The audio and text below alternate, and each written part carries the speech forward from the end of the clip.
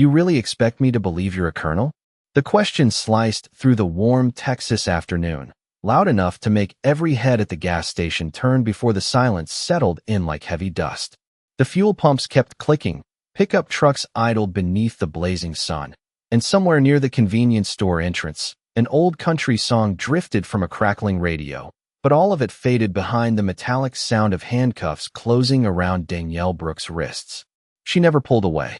She never raised her voice. She simply looked at the white police officer standing in front of her with the same calm expression she had carried through years of military service, as if experience had taught her that some battles were not won by speaking first. Officer Ethan Miller tightened his jaw as he studied the black woman before him. She wore a faded Army physical training jacket, plain athletic pants, and running shoes coated with the dust of hundreds of miles. A weathered duffel bag rested beside her SUV, and a small American flag patch peeked from one side pocket. To Ethan, none of it looked convincing. He had watched videos for months about people pretending to be veterans for discounts and attention. He believed he had developed an instinct for spotting deception, and every detail he noticed only strengthened his confidence. The expensive SUV, the composed attitude, the quiet confidence. None of it fit the picture he had already decided was true. Danielle had stopped only to refill her tank before continuing the final 90 miles to visit her mother. It had been nearly 8 months since she had taken real leave. The drive home had felt peaceful until she noticed an elderly veteran struggling to reach the fuel nozzle at the next pump. Without hesitation, she walked over, greeted him with a warm smile, and helped steady the heavy handle while he thanked her for the kindness. They exchanged only a few words about the summer heat, old Army stories, and the long highways that seemed to stretch forever across Texas. It was an ordinary moment, the kind that rarely made headlines but quietly revealed someone's character. Then Officer Miller arrived. Someone had called about a woman wearing military clothing who seemed suspicious. Ethan stepped out of his patrol vehicle already convinced he knew what he was dealing with. He questioned Danielle's service. He questioned her uniform. He questioned whether someone like her could possibly hold the rank she calmly stated. She answered every question politely, offering to let him verify her identity through official channels.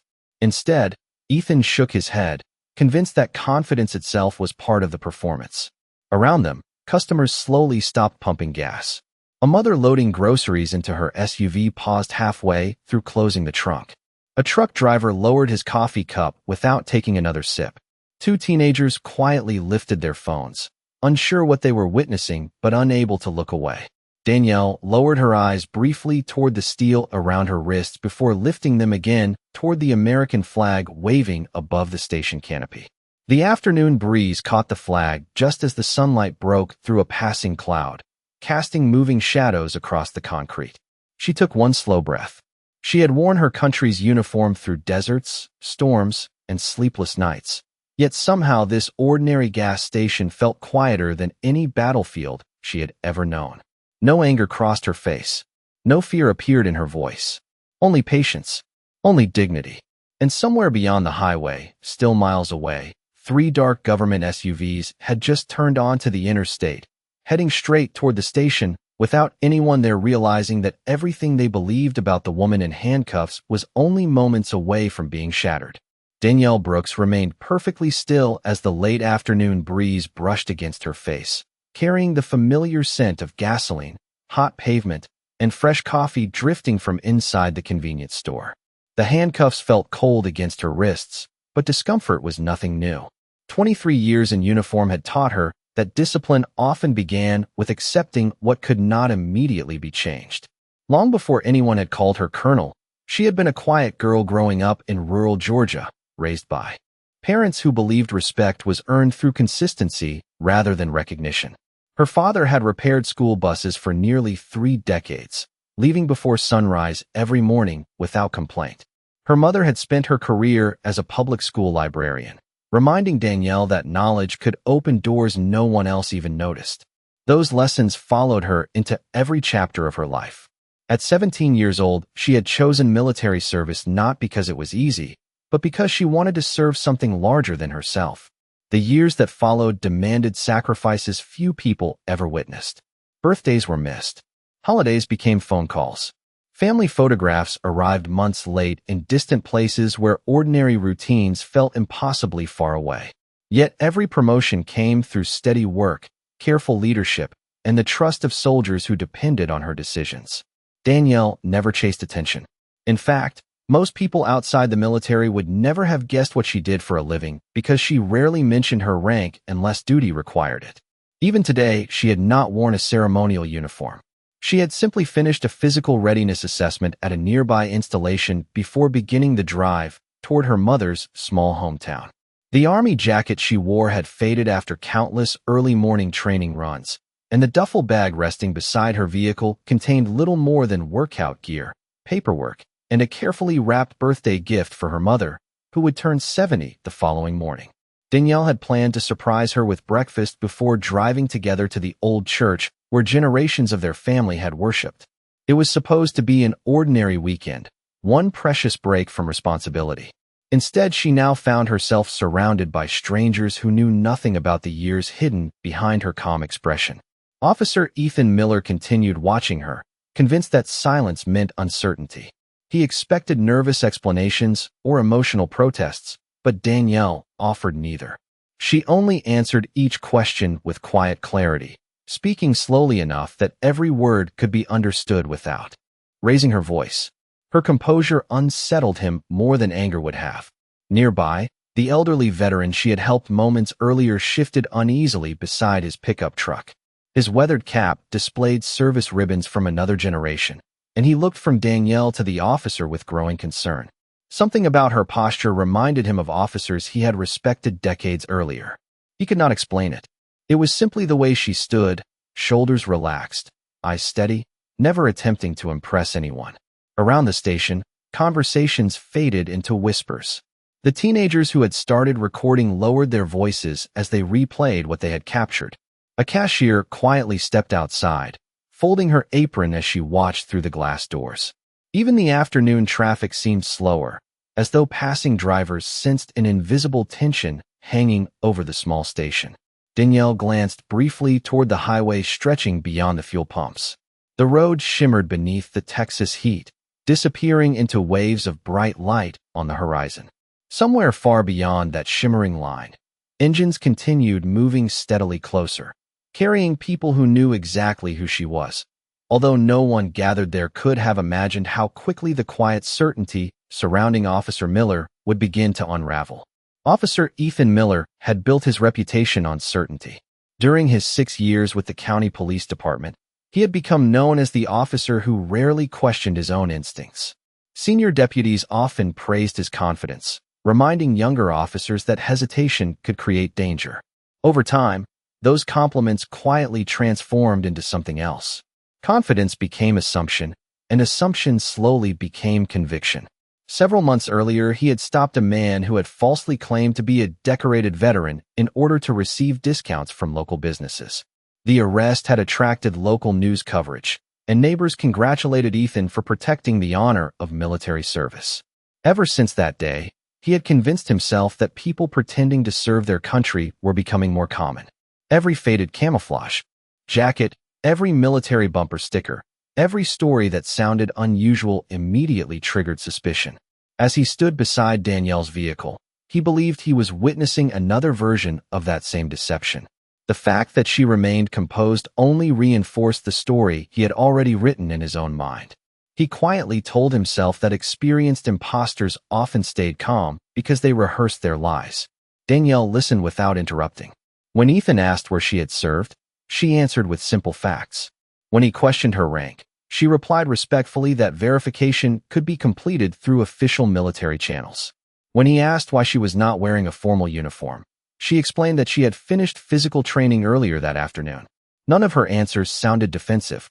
None contained unnecessary details. Yet Ethan interpreted her calm voice as calculated confidence rather than honesty. The elderly veteran who had received Danielle's help stepped forward carefully, removing his cap before speaking. He explained that there was something familiar about the way she carried herself, something that reminded him of respected officers he had known decades earlier. Ethan thanked the older man for his opinion, but insisted that the investigation would continue. The veteran nodded slowly and stepped back, disappointment visible across the weathered lines of his face. Nearby, the station owner, Frank Collins, replayed security footage on the monitor inside his office. Every camera showed the same thing. Danielle had arrived quietly, paid for her fuel, helped another customer without being asked, and waited patiently whenever Officer Miller addressed her. Frank rubbed his chin as he watched. Nothing about her behavior suggested someone trying to deceive anyone. Outside, more vehicles slowed as curious drivers noticed the gathering crowd. A delivery driver remained beside his truck longer than necessary. A young couple paused halfway through filling their sedan. The whispers grew louder with every passing minute. Some believed the officer must have good reason. Others quietly questioned why a woman who had cooperated from the beginning was still being treated with such suspicion. Danielle remained exactly where she had been asked to stand, her eyes occasionally drifting toward the endless ribbon of highway stretching beyond the station. The sunlight had softened into a deep golden glow, reflecting across the windshields parked beneath the canopy. In the distance, 3 dark vehicles appeared as tiny silhouettes against the horizon. They were still too far away for anyone to recognize, blending into the afternoon traffic like countless other travelers heading down the interstate. Ethan never glanced in their direction. His attention remained fixed on proving himself right, unaware that every passing second carried him closer to a moment that would challenge not only his judgment, but everything he believed he understood about first impressions, authority, and the quiet dignity standing patiently before him. Danielle finally spoke again, her voice measured and steady, carrying neither frustration nor fear. "Officer, there is a secure verification number on the back of my military identification. If you contact the Department of the Army, they will confirm everything within minutes." Ethan Miller looked at her for a long moment before giving a faint, skeptical smile. "That is exactly what someone would say if they had memorized the process," he replied. Several people exchanged uneasy glances. Danielle lowered her eyes for only a second before meeting his gaze again. "I am asking you to verify the facts before reaching a conclusion." Her words were simple. There was no challenge in them, no sarcasm, only a quiet appeal for procedure to come before judgment. Ethan folded his arms. The confidence that had carried him through countless routine traffic stops remained unshaken. He believed hesitation invited mistakes, and in his mind, this investigation had already reached its conclusion. Every calm answer Danielle offered only convinced him she had practiced this conversation before. Frank Collins stepped out from the station office holding a printed receipt. "Officer," he said cautiously, "she has been here almost 20 minutes. She paid for her fuel, helped another customer, and never caused any trouble." Ethan accepted the receipt without really reading it before handing it back. "That does not establish military service," he answered. Frank sighed quietly and returned inside, uncertain what else he could do. The elderly veteran standing beside his pickup slowly approached Danielle. His knees moved stiffly beneath faded blue jeans, and the old service cap remained pressed against his chest. "Ma'am," he said softly, "I hope this gets sorted out soon." Danielle smiled gently despite everything. "Thank you for your service." The older man's eyes widened almost imperceptibly. She had not asked where he served or what rank he held. She simply recognized him the way soldiers often recognized one another, through quiet respect rather than conversation. He stepped back without another word, but something inside him settled. He no longer had doubts about who she was. Across the parking lot, the young couple watching from beside their sedan whispered among themselves. One believed the officer was simply being cautious. The other wondered why every reasonable explanation seemed to be dismissed before it could even be verified. Their uncertainty spread through the growing crowd like a slow ripple across still water. Nobody shouted. Nobody argued. They simply watched. Danielle shifted her attention toward the flagpole rising above the station. The American flag fluttered steadily against a bright blue sky streaked with late afternoon gold. Countless mornings during her career had begun beneath that same flag. Promotion ceremonies, retirement ceremonies, memorial services, family days, and ordinary formations all returned to her memory for a fleeting moment. She remembered the young soldiers who had arrived nervous on their first day.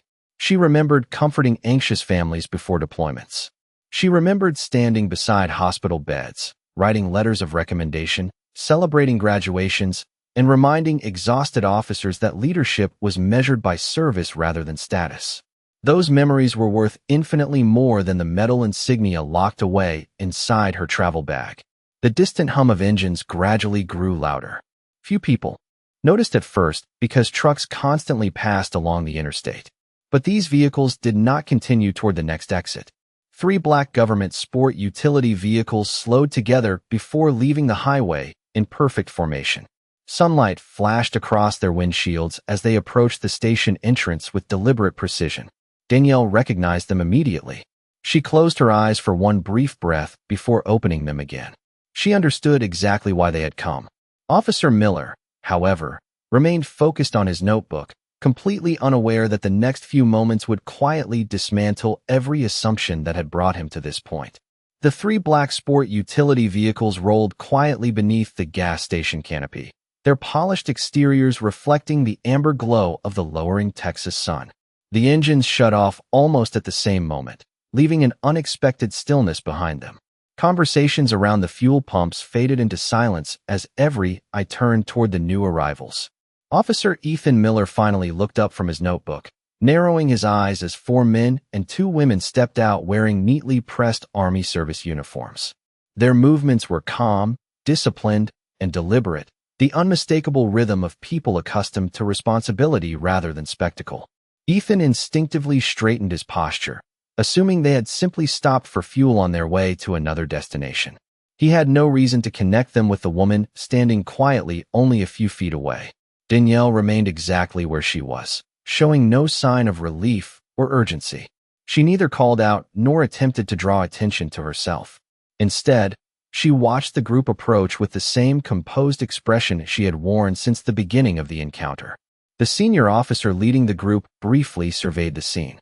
His eyes rested first on Danielle, then on the handcuffs, and finally on Officer Miller. His expression did not change, but the warmth of casual conversation disappeared from his face. Behind him, a younger officer carrying a leather portfolio slowed his pace, clearly recognizing Danielle almost instantly. Before anyone spoke, every soldier in the group seemed to understand that something deeply unusual had happened. The elderly veteran near the pickup truck quietly removed his cap once again. Frank Collins stepped out from the station office and folded his arms, sensing that the atmosphere had shifted in a way no one could explain. Even the teenagers who had been recording lowered their phones for a moment, unsure whether they should keep filming or simply watch. Ethan took one confident step forward. "Good afternoon," he said in a professional tone. "This is an active investigation." The senior Army officer acknowledged him with a polite nod, but did not immediately answer. Instead, he continued walking until he stood directly in front of Danielle. For a brief second, the entire station seemed frozen. The breeze lifted the edge of the American flag above them, and its steady movement became the only sound anyone noticed. Danielle offered the faintest smile, almost invisible unless someone was standing close enough to see it. There was no triumph in her expression, only quiet recognition. The younger officer opened the leather portfolio and glanced inside before exchanging a quick look with his commanding officer. Ethan noticed the movement, but remained convinced he had handled the situation correctly. In his mind, official verification would simply confirm the suspicions he had carried since the beginning. He had become so committed to that belief that he no longer considered any other possibility. Around the parking lot, strangers waited without speaking. The mother beside her sport utility vehicle gently placed a hand on her young son's shoulder. The truck driver quietly set his coffee on the hood of his rig. Even the cash register inside the convenience store seemed unusually loud as another customer completed a purchase. The senior officer finally drew a slow breath and looked directly at Danielle before shifting his attention back toward Officer Miller. His voice remained calm, respectful, and perfectly controlled as he prepared to speak, unaware that the words leaving his mouth over the next few seconds would permanently change the atmosphere of the entire station and force everyone watching to reconsider what they thought they understood about appearance, authority, and the quiet strength of a woman who had never once stopped carrying herself with honor. The senior Army officer stopped only a few feet from Danielle Brooks, and for a brief moment, he simply looked at her with quiet concern before his attention shifted to the handcuffs resting around her wrists. The fading sunlight reflected softly across the polished metal, creating a sharp contrast against the calm dignity she continued to carry without complaint. No one moved. No one interrupted the silence. The air itself seemed to pause as though the entire station had become suspended between assumption and truth. Officer Ethan Miller waited for the Army delegation to identify themselves, still believing procedure would confirm the decision he had already made. Instead, the senior officer slowly raised his right hand in a precise military salute toward Danielle. Every soldier standing behind him immediately followed the gesture without hesitation. The synchronized movement was smooth, practiced, and unmistakable. Customers standing near the fuel pumps stared in disbelief. The elderly veteran instinctively straightened his back and returned the salute from where he stood beside his pickup truck. Danielle acknowledged the gesture with a respectful nod before quietly returning the salute despite the restraints around her wrists. There was nothing theatrical about the exchange. It carried the quiet weight of years of shared service and earned respect. The senior officer finally spoke, his voice steady enough for everyone nearby to hear. "Good afternoon, Colonel Brooks. We apologize that your travel has been interrupted." The words settled over the station with astonishing force. A mother standing beside her vehicle slowly covered her mouth. Frank Collins lowered the receipt he had been holding. One of the teenagers recording the scene whispered that he had heard the title correctly, then replayed the last few seconds to make certain his ears had not deceived him. Officer Miller remained completely still. His expression did not change immediately because his mind struggled to reconcile what he had just witnessed with everything he believed only moments earlier. The younger officer carrying the leather portfolio stepped forward and carefully opened it. Inside rested official travel documents bearing Danielle's full name, current assignment, and active duty status. He presented them without unnecessary words. The senior officer accepted the folder, glanced briefly at the first page, and then turned it toward Officer Miller. "Colonel Danielle Brooks is currently serving on active duty," he said calmly. "She completed official training this afternoon and is traveling under authorized orders." Ethan looked down at the documents. Every signature, every seal, every identification number matched perfectly. The certainty that had guided him throughout the afternoon quietly dissolved beneath the undeniable facts resting in his hands. He looked back at Danielle, but she did not respond with anger or satisfaction. She simply met his eyes with the same composed expression she had carried from the very beginning. The breeze gently lifted a few loose strands of her hair as the American flag continued to wave overhead, illuminated by the rich golden light of the approaching evening. The elderly veteran smiled sadly, recognizing that character had spoken long before paperwork ever did. Around the station, nobody celebrated. Nobody applauded. Instead, an unusual silence settled across the parking lot. The kind of silence that appears when people realize they have witnessed something larger than a simple misunderstanding. Danielle drew one slow breath and looked toward the horizon where the last rays of sunlight stretched across the highway. In that quiet moment, it became unmistakably clear that rank had not defined her dignity. Her dignity had remained constant long before anyone else recognized the rank she had earned through a lifetime of service. Officer Ethan Miller felt the weight of the folder in his hands become heavier than anything he had carried since joining the department. The official documents were unmistakable. Every page confirmed the same truth. Colonel Danielle Brooks was not only an active-duty Army officer, but one entrusted with leading hundreds of soldiers whose lives depended upon her judgment.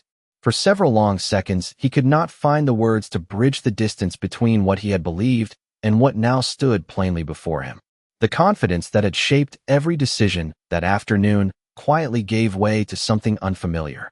Self-reflection arrived without warning. He replayed each moment in his mind, remembering every opportunity he had been offered to slow down, verify the facts, and simply listen. Danielle had never refused a question. She had never argued. She had never attempted to embarrass him in front of the growing crowd. She had asked only for one thing: that the truth be checked before assumptions became conclusions. Standing nearby, the senior Army officer accepted the documents back from Ethan with calm professionalism. "Officer," he said evenly, "leadership begins with verification. Our soldiers are taught that incomplete information leads to unnecessary mistakes." The statement carried no anger and no accusation. It sounded more like a lesson offered than a criticism delivered. Those simple words settled over the station with quiet force. Ethan slowly turned toward Danielle. For the first time since arriving, he looked beyond the athletic jacket, the travel bag, and the ordinary appearance that had shaped his first impression.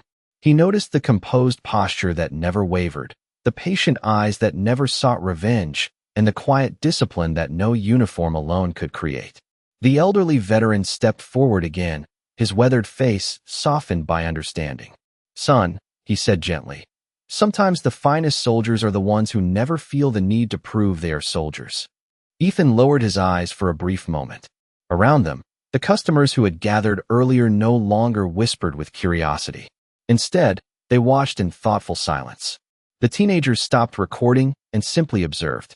Frank Collins folded his arms and slowly nodded to himself, realizing that everyone present had just witnessed how quickly assumptions could overpower facts. A young boy standing beside his mother looked at Danielle with quiet admiration, not because of the title that had finally been revealed, but because she had remained respectful even when respect had not first been offered to her. Danielle noticed the child watching and answered with a gentle smile that required no words. The breeze continued to move across the parking lot, carrying the sound of rustling leaves from a nearby oak tree.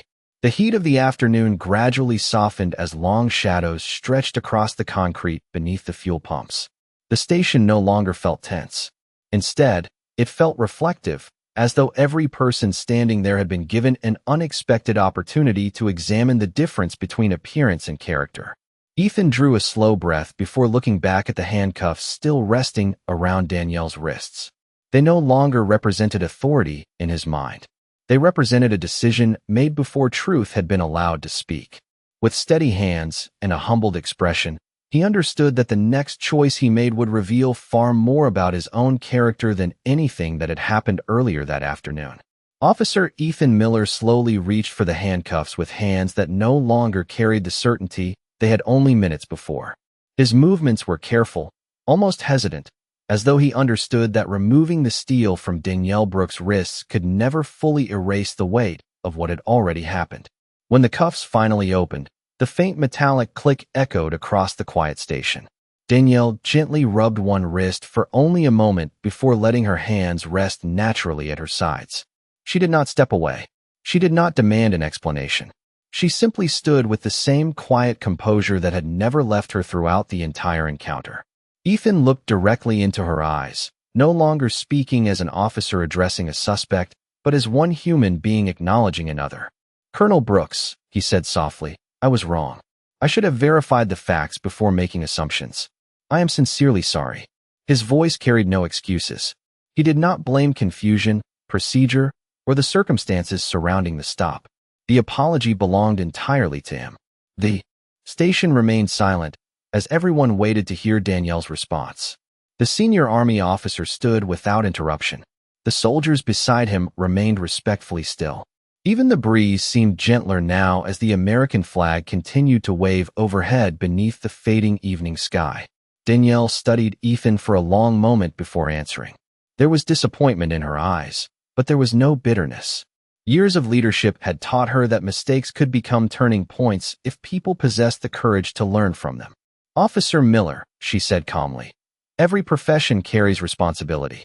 Mine asks me to protect the people under my command. Yours asks you to protect the people in your community. Neither responsibility leaves room for assumptions." Ethan quietly nodded. Her words were firm without being cruel, honest without seeking to humiliate him. They landed with greater force than anger ever could have. The elderly veteran smiled faintly as he listened. Frank Collins lowered his head in quiet respect. The young boy beside his mother looked from Danielle to the officer, watching a lesson unfold that no classroom could have taught. Danielle glanced briefly toward the child before continuing. "Respect should never depend on rank, appearance, or whether someone can prove who they are. Every person deserves to be treated with dignity first." No one argued because no one could. The truth in her words reached far beyond the events of a single afternoon.